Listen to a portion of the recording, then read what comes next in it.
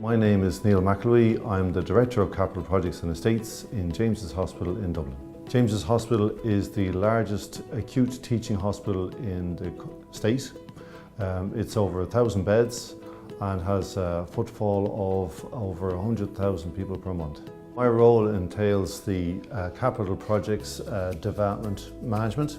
That's the estates programme for any building work, demolitions, new construction works, refurbishment for the enhancement of patient environment. A major capital project that has been undertaken recently in the hospital is the Mercer Institute for Successful Ageing, a 133 bed unit with 7 stories, major demolitions and excavations and building work, and also in preparation for the National Children's Hospital we've carried out significant demolitions and excavations there too. Because of the building work that we're going on here, we're doing building in historical sites where you've got excavations and soil disturbance, which is bringing forward airborne contaminants. The most prevalent contaminants that occur during demolition or excavations is Aspergillus. Aspergillus is an airborne spore which is in the atmosphere naturally, but it has got severe risk to immune suppressed patients. The challenges around the guidelines of preventing the nosocomial invasive aspergillosis to us as hospital managers meant that we had to go and find a solution. And that solution was to prevent what is a natural airborne spore getting into the control environment where a patient would be. To find the solution, we brought in Camfil. Camfil are on our site at the moment. They worked with us through providing solutions and advice. They provide us with the filters for our air handling systems, and it was most appropriate to bring in the local knowledge there.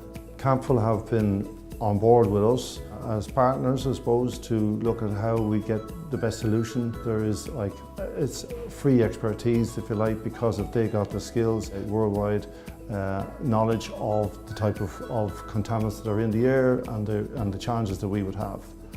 So having that as a resource available to us was excellent. We explored and worked with them and their engineering team to get bespoke models created and tested them. We carried out a very broad analysis of the baseline studies in the areas that were most at risk to us, and we carried out a scope definition for what should be provided in those areas.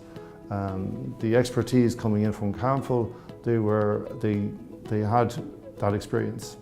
When Camfil came to site, they evaluated the scenarios that we were putting forward to them, and they had to go back to their engineers and look at prototypes and models that would work to suit us.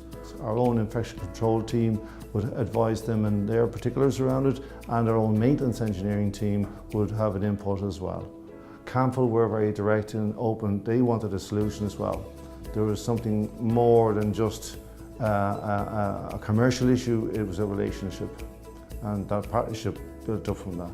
The solution provided by Camfil included multiple different types of air filters. We had mobile, we had portable, we had fitted in components and air filter units and air cleaner units in sealing spaces and sealing voids. That gave us the flexibility for the transient type of nature of the ward relocations. So with 15 different wards being refurbished, we were moving patients and the equipment went with them. So having that flexibility of these different models of equipment proved to be successful. Since the installation of the air filter units, we continue to do fortnightly monitoring. This is a critical part in the healthcare environment with the type of cohort of patients we have at risk. So it's been proven to be that after the installation happened, that the level of pathogens has dropped down to well below the at-risk levels, and it's kept at that pace. The monitoring, the independent overview and auditing of the systems has supported what we've done so far. And it looks like we want to roll out the next phase of it. because of the next 5 years of building programmes will require other areas to be upgraded to take the same protection measures for aspergillosis. If somebody came looking to me for advice on who to go to or how to deal with the challenges around prevention of aspergillosis, I'd have no hesitation recommending Camfil.